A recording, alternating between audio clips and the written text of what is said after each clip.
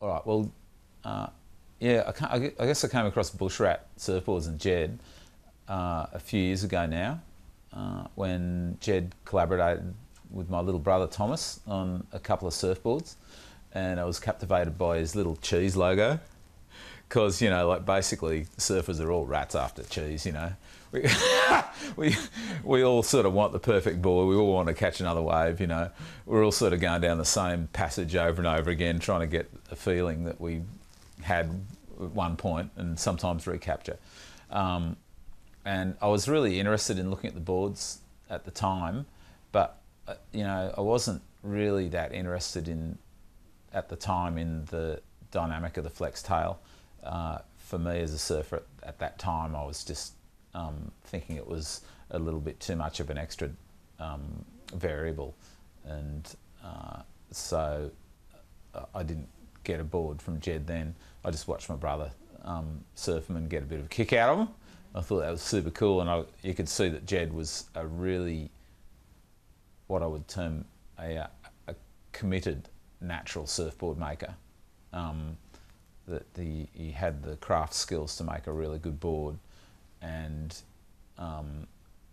he's one of those rare people who is extremely intelligent and yet has become fascinated by surfing and surfboards, which you might think don't naturally go together, but they're actually a really good mix, you know, because that's where beautiful surfboards come from, is intelligent people who take on the role of craftsmen and work on it. So then I got a real kick in the pants recently. Jed provided a surfboard for a surfboard test program that I head up for Surfing Life magazine, and Jed provided this surfboard. He'd actually made it for Tom Curran. It was beautiful, a little 5'11", a little bit narrower than what Jed normally makes, and so it caused he caused a slightly straightening of the outline, which Jed himself was a little bit unsure about.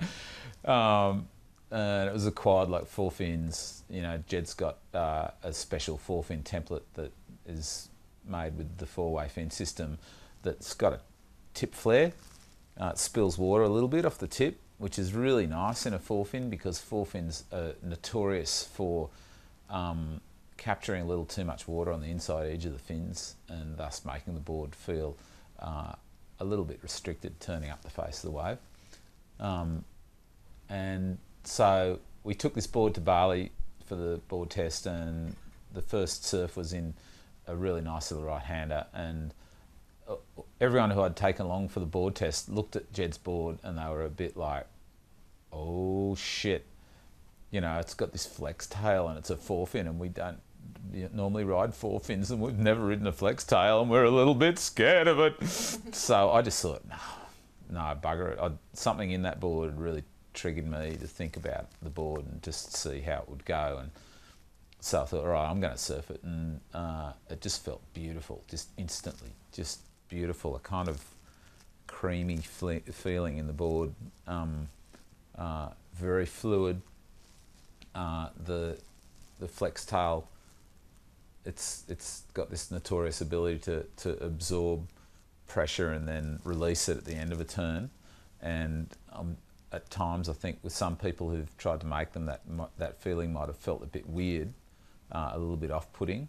But in this particular board, obviously benefited from Jed's years of experience of flex tails, so that its absorption and release of energy in a turn was accomplished with extreme fluidity, and so it would just flow from turn to turn, up and down the wave. And I felt in it the same thing that I feel from all boards that I really fall in love with, which is not so much that they will do turns that you can't do on other boards or something, but the feeling that is conveyed back to you from the wave is really heightened. You know, you can really feel the energy in the wave close to you. Not in quite the same way as a deep 6-channel board does, or a deep concave board does, but similarly, you know, just feeling the amount of energy in the wave through your feet, and getting this very heightened sensitivity to it that's the reward in a surfboard for me. And so I immediately felt that with this board, and I was just entranced by it. And but I sort of gritted my teeth and surfed it once and put it aside, you know. And everyone else was like, "Oh, we still don't know about this board," you know. And I told everyone, "Look, this thing's insane," and they were all scared of it still. And then the final day of the test came, and the surf was really nice. We went and rode this little secret spot, had a beautiful little left-hander on it and a little right coming the other way, and no one else out, just us. And then another of the testers, Tim Wright, took it out. Tim's Owen's older brother, and he's a really great surfer in his own right, Tim. He's had a lot of surfing experience, and he started riding this board and immediately found himself doing turns that he'd sort of thought about but hadn't done for a long time, you know, these big sort of swooping cutback turns where, you know, he was really feeling that flex tail absorb and release out the end of the turn, and then he'd come out the end of the turn and just relax and just pull it back around to the bottom turn and line up the next little section, and he found himself surfing with this really sort of almost hippie-like fluidity, and it really tapped a little nerve in him. And because he's kind of an ocker, really, Tim, you know, he's a bit of a sort of bloke, you know, but underneath he's pretty sensitive, you know, and he's got a sensitivity in his surfing that was really tapped by that board and really evident. And after he'd ridden it, everyone kind of wanted to ride it after that, you know, and it got a bit of a thrashing then. I would say first, the amount of time that he's put into it. You know, any kind of expertise relies mostly on the time you've spent doing something and the attention that you paid to it during the time. And Jed's obviously paid a tremendous amount of attention and spends a tremendous amount of time, not just on making boards, but on making each surfboard.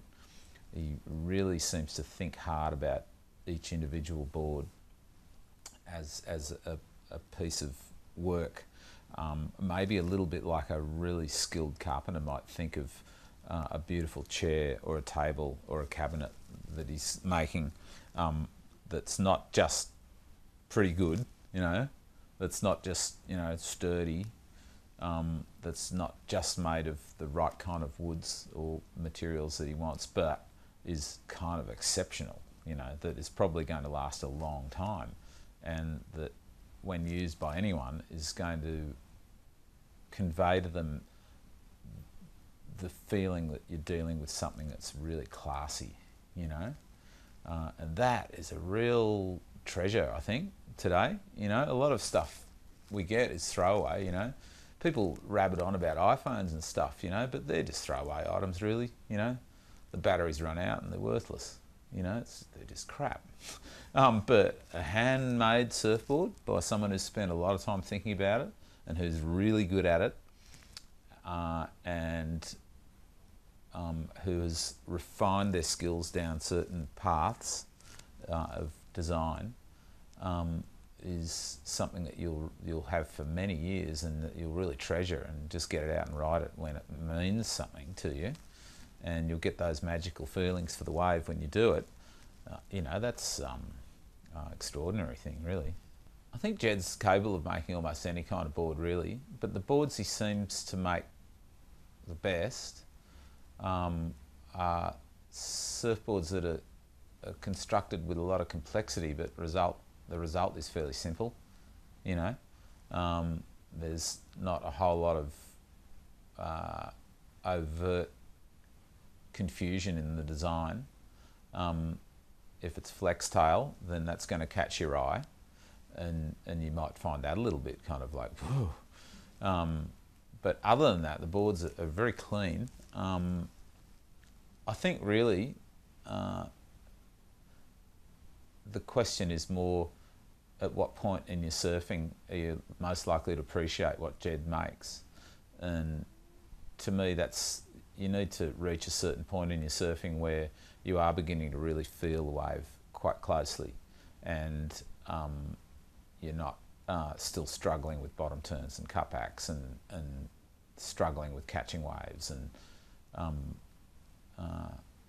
you've developed a more of a sense for the water underneath the surface of the wave, you know, for the energy that's moving that water, and you're beginning to ride off that more than the wave itself, which is a bit of an odd thing to sort of think about, but that's kind of where you go with your surfing. Eventually you begin to not look at the wave, but you look at the energy that's moving the water around, and you're kind of picking up and predicting where that energy is going to go and how you're going to use it. And once you get to that sort of point in your surfing, you've been through a few boards, you've had a few different experiences on different kinds of surfboards, and you're beginning to really feel quite close to the wave. That's kind of when it's time for a Jed board, really, because that's when you'll really appreciate the work that goes into one.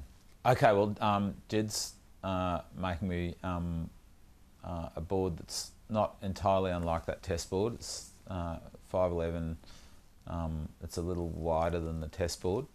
I have a real affinity for deep concaves, and Jed showed me a board that he'd made recently that has a really well placed deep single concave through the board and bleeding out onto the flex tail.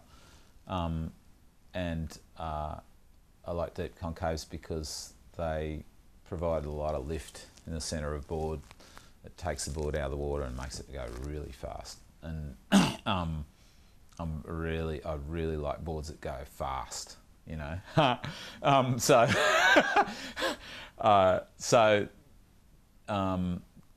You know, Jed's going to include a deepened concave, a little deeper than he normally makes, and he's going to bleed it back and out through the flex tail, so the flex tail just flares out in a little bit of a V as it goes out to the tip. It'll be kind of like a pintail sort of outline, and I'm planning to ride it in really good point surf, you know, Queensland point break waves, and possibly in Indonesia, maybe Tahiti, waves which are clean and powerful, and the energy in the waves very direct. It's also got a 4-fin setup, but with a centre fin if I want to play with that and just feel what a 3-fin setup might be like with it. I'm not sure about that, because to me that flex tail is a sort of fin. You know, it works like a fin. It stores and releases energy, and it provides grip in the wave, especially in turns. You'll set a turn and you can feel that back edge just really going. So it's a bit like a fin itself, you know, and you want to reduce fin volume on a board like that so it goes even faster. And I'm really looking forward to riding it. I hope I'm not looking forward too much to it. Expectations. Oh man, surfing is just tortured by anticipation, you know. It's a sport of constant anticipation and disappointment. So hopefully I won't experience the disappointment side of that. Yeah. I think you're buying into, with the Bushrat surfboard, you're buying into quality, number one. High degree of quality, a high degree of potential.